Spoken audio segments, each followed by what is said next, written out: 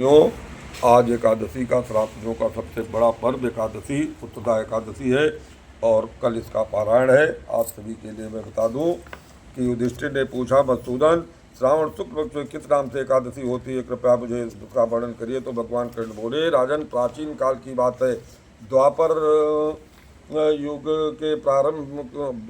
युग के प्रारंभ का समय था। महिष्मति के राजा महिजीत अपने राज्य का पालन करते थे, किंतु उन्हें कोई पुत्र नहीं था, इसलिए वो राज्य उन्हें सुखदायक नहीं प्रतीत होता था। अपनी अवस्था अधिक देखकर राजा को बड़ी चिंता हुई। उन्होंने प्रजा वर्ग में बैठकर इस प्रकार कहा, हे प्रजाजनों, जन्म से मुझे कोई पातक नहीं है। मैंने अपने जीवन में कोई ऐसा पाप नहीं किया, खजाने में अन्याय से कमाया धन भी नहीं जमा किया, ब्राह्मणों और देवताओं का तथा पूजन किया, प्रजा का पुत्रवत पालन किया, धर्म में पृथ्वी का अधिकार जमाया, दुष्टों से बंधुओं से पुत्रों के समान ही दुष्टों को संहार किया और बंध पुत्रों के समान ही सज्जनों का पालन किया, श्रेष्ठ पुरुषों का सदा सम्मान किया और किसी का द्वेष पात्र नहीं समझा।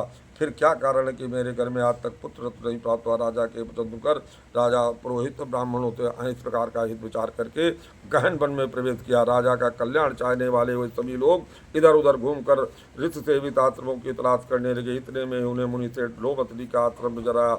लोमस एक तत्वक ब्राह्मण थे, शास्त्रार्थ के ज्ञाता विद्वान, दीर्घायु। लोमस जी से उनका शरीर लोमों से भरा था।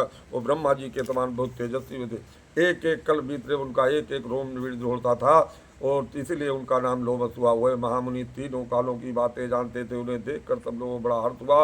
उन्होंने लोमस जी से पूछा, लोमस जी से पूछा, आप क्यों आए हैं, आपके आगमन का क्या कारण है। उन्होंने कहा, महाराज, प्रजाजनों ने निवेदन किया, ब्राह्मण इस महिजित नाम वाले राजा के यहाँ से मैं आया, उनके कोई पुत्र नहीं है, हम लोग उन्हीं की प्रजा हैं। उनका पुत्र की बात उन्होंने पालन किया है। पुत्रहीन देखकर उनके दुख से हम सभी दुखी हैं।